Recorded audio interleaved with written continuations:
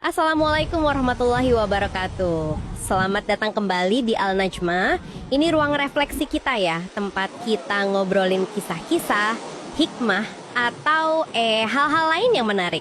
Hari ini nih kita mau coba menyelami bareng-bareng sebuah narasi yang fundamental banget. Awal mula kita semua. Ya, sebuah kisah yang akarnya tuh kayaknya nyambung ya ke kesadaran kita semua. Kisah penciptaan Bapa kita, manusia pertama, Nabi Adam alaihi salam. Betul sekali. Dan penting nih kayaknya kita garis bawahi dari awal ya.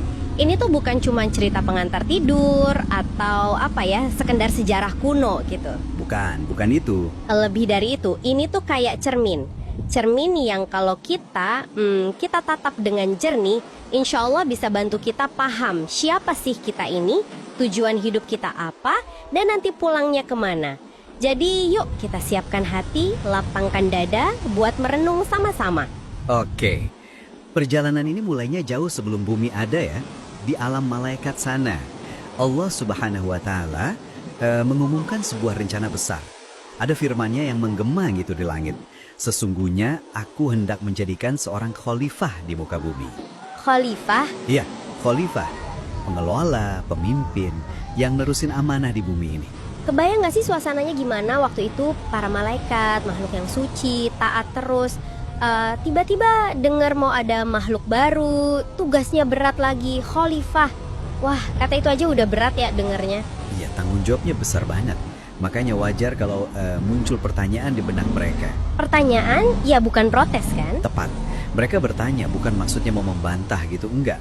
Tapi lebih ke, ya rasa ingin tahu, tulus, mungkin juga sedikit khawatir ya. Barangkali kan mereka udah lihat makhluk sebelumnya, jin, yang sebagiannya memang bikin kerusakan. Oh, jadi ada pengalaman sebelumnya ya? Bisa jadi, pertanyaan mereka kurang lebih kan, mengapa engkau hendak menjadikan khalifah di bumi itu orang yang akan membuat kerusakan padanya dan menumpahkan darah, gitu. Pertanyaan yang dalam ya, kayak udah kebayang gitu potensi ujian di bumi. Soalnya nanya, nggak bakal jatuh ke kesalahan yang sama nih makhluk baru. Tapi dengan adab ya, bukan protes. Iya, dialognya penuh adab. Dan jawaban Allah, Masya Allah, nunjukin banget luasnya ilmunya yang kita nggak bakal sampai. Allah berfirman, sesungguhnya aku mengetahui apa yang tidak kamu ketahui. Singkat, tapi dalam banget. Dalam banget, ada rahasia, rencana besar, hikmah yang cuma Allah yang tahu. Ini ngajarin kita juga ya, ilmu kita tuh terbatas banget di hadapan ilmu Allah saat apapun kita. Betul. Nah, terus gimana proses penciptaan khalifah ini dimulai? Ini bagian yang selalu bikin saya, takjub gitu. Beda kan sama malaikat dari cahaya, iblis dari api, nah manusia pertama ini dari Tanah. Dari tanah ya? Iya, dari turab, terus jadi thin, tanah liat.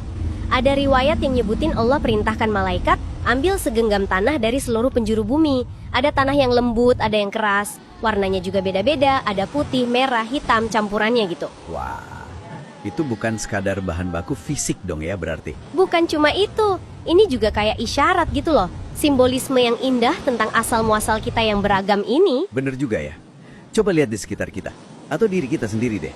Ada yang wataknya lembut, gampang kesentuh. Ada yang kuat, teguh gitu. Warna kulit beda, karakter beda. Kayak cerminan tanah asalnya ya. Subhanallah. Dari tanah semua tapi unik-unik, persis. Keragaman itu fitrah kekayaan malah. Nah, setelah tanahnya kekumpul, Allah membentuknya dengan tangannya. Ini sesuai keagungannya ya, kita nggak usah bayangin gimana. Jadi bentuk manusia sempurna, bashar. Bentuknya udah sempurna. Indah strukturnya. Tapi kan belum hidup tuh. Momen paling pentingnya ya pas Allah tiupkan ruh darinya ke dalam jasad Adam. Peniupan ruh, momen yang sakral banget itu ya, yang ngasih kehidupan. Terus apa yang terjadi pas ruh itu masuk? Nah, ceritanya pas ruh itu sampai ke bagian kepala Adam, beliau langsung bersin. Dan kalimat pertama yang keluar dari mulutnya, kalimat pertama manusia di alam semesta ini, itu Alhamdulillahi Rabbil Alamin. Allahu Akbar. Merinding saya dengernya. Bukan ngeluh, bukan nanya, bukan kata kosong. Tapi pujian, syukur, ngakuin keagungan pencipta. Indah banget ya awal mula manusia itu. Kayak pengingat terus buat kita. Fitrahnya tuh bersyukur tiap napas. Betul, fitrah syukur. Dan fitrah ini dikuatkan lagi dengan anugerah lain yang luar biasa.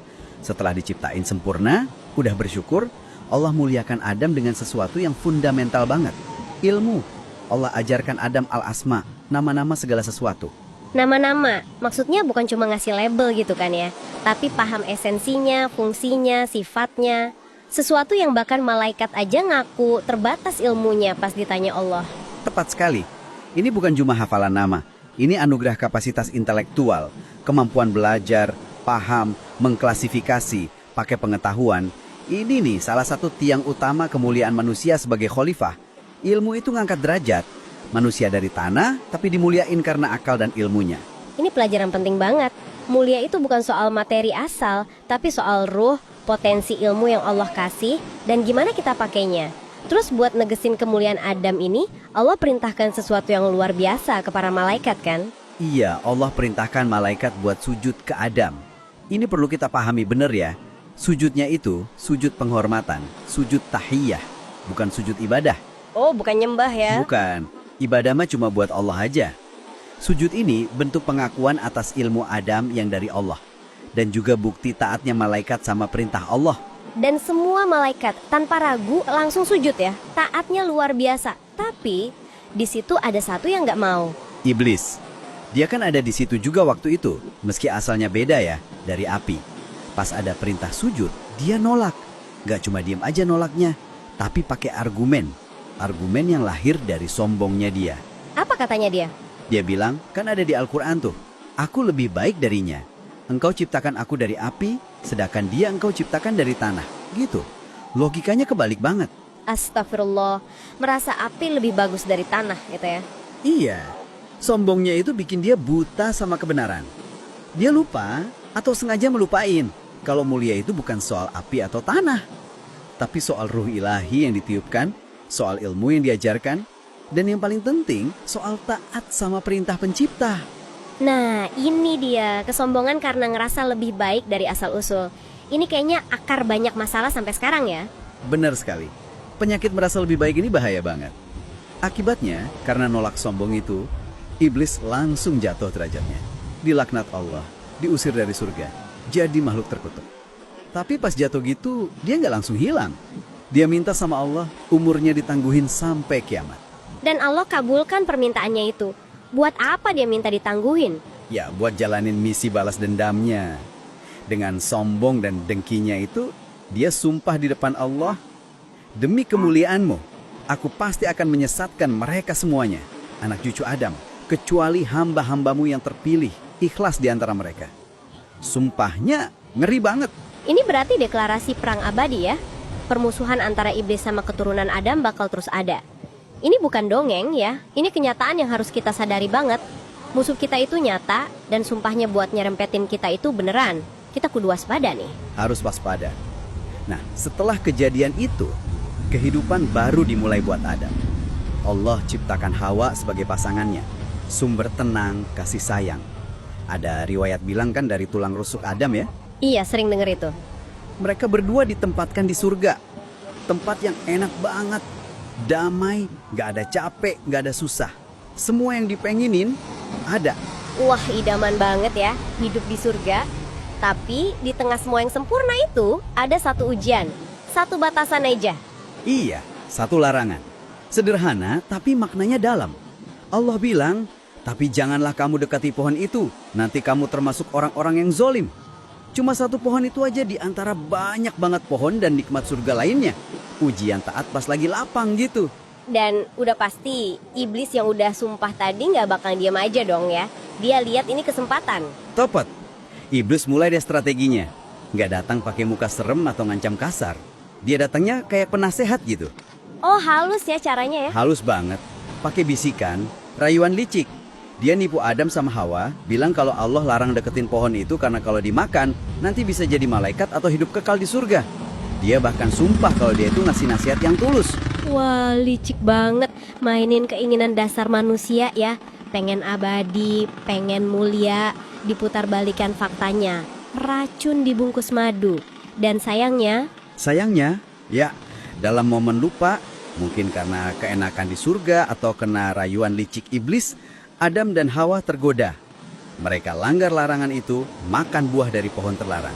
Langsung deh, akibatnya kerasa. Aurat mereka yang tadinya ketutup jadi kelihatan. Mereka panik, coba nutupin diri pakai daun-daun surga. Tapi kayaknya yang lebih penting bukan cuma aurat fisik ya, tapi kesadaran kalau udah salah. Rasa malu, nyesel yang dalam banget pasti langsung muncul ya. Dalam banget.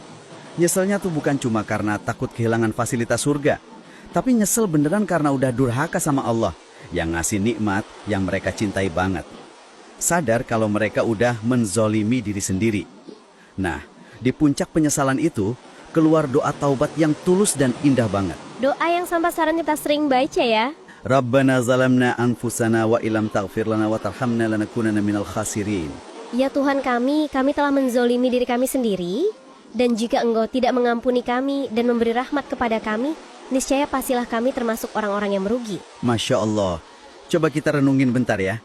Ngaku salah total, kami zolimi diri sendiri. Pasrah penuh sama ampunan dan rahmat Allah. Terus sadar akibatnya kalau nggak diampuni. Pasti kami rugi. Ini intinya taubat nasuha ya.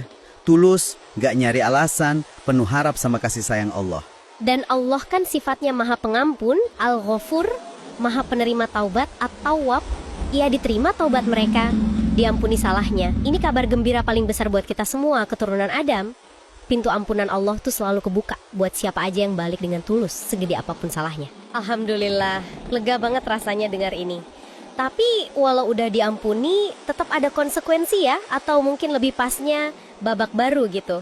Mereka nggak tinggal di surga lagi. Bener. Allah turunkan Adam dan Hawa ke bumi. Nah, penting nih kita pahami. Ini bukan semata-mata pengusiran sebagai hukuman yang negatif total gitu. Tapi ini bagian dari rencana awal Allah. Jadiin manusia khalifah di bumi. Oh, jadi memang bumi tempatnya ya? Iya, bumi ini arenanya. Tempat manusia jalanin tugas khalifahnya, belajar, berkembang biak, makmurin bumi, ibadah, ya sambil hadapi ujian hidup juga. Turun ke bumi itu kayak pelantikan resminya jadi khalifah, sekaligus jadi medan perang lawan godaan iblis. Jadi perjalanan kita di bumi ini ya kelanjutan amanah itu dengan segala naik turunnya. Luar biasa ya. Dari semua cerita ini, dari awal pengumuman di langit sampai turun ke bumi, apa nih hikmah atau warisan utama yang bisa kita pegang erat-erat hari ini? Wah, banyak banget sih sebetulnya. Tapi mungkin kita bisa fokus ke 3 hal penting ya. Pertama, pelajaran soal hakikat kemuliaan. Kisah ini negesin banget kalau mulia itu bukan karena asal fisik, ras, suku, atau materi penciptaan. Bukan dari situ ya ukurannya. Bukan, tapi dari takwanya, dari ilmu bermanfaat yang dia punya dan amalin. Terus dari kemampuannya jalanin amanah Allah sebagai khalifah dengan baik. Ilmu dan takwa, itu standar mulia yang sesungguhnya. Itu kayak tamparan halus ya buat kita yang mungkin masih suka nilai orang dari luar atau status, ngingetin buat fokus ke isinya, ilmu dan takwa. Oke, terus yang kedua? Kedua, sadar penuh kalau ada musuh nyata. Iblis dan pengikutnya itu nggak pernah berhenti jalanin sumpahnya buat nyesatin manusia. Godaan bisa macam-macam bentuknya. Dari bisikan halus yang bikin ragu sama kebaikan, sampai ajakan terang-terangan buat maksiat. Harus waspada terus berarti? Iya, kita harus selalu waspada. Bentengin diri pakai iman, ilmu, zikir. Terus minta perlindungan Allah dari tipu dayanya. Kenali musuh itu langkah pertama buat bertahan. Kewaspadaan terus-menerus. Soalnya musuhnya nggak kelihatan, tapi efeknya nyata ya. Nah, yang ketiga, yang ini kayaknya ngasih harapan banget nih. Ketiga, dan ini benar-benar nenangin hati, adalah kepastian kalau pintu tobat Allah itu selalu terbuka lebar. Allah Maha Pengasih, Maha Penyayang. Kisah Adam dan Hawa itu bukti nyata. Mereka salah fatal malah.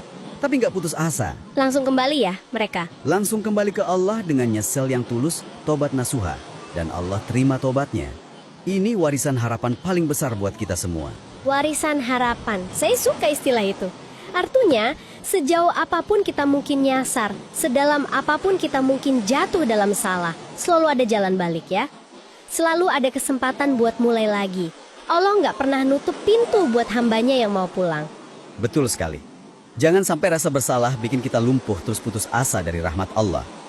Justru, penyesalan itu jadiin bahan bakar buat berubah jadi lebih baik. Buat makin dekat sama Dia.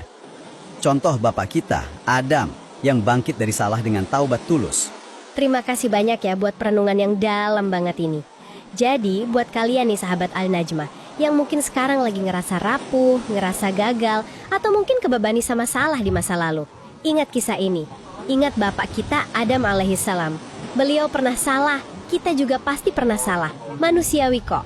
Iya, manusiawi. Tapi yang paling penting itu gimana kita bangkitnya. Beliau pilih jalan taubat, jalan kembali ke cinta Allah.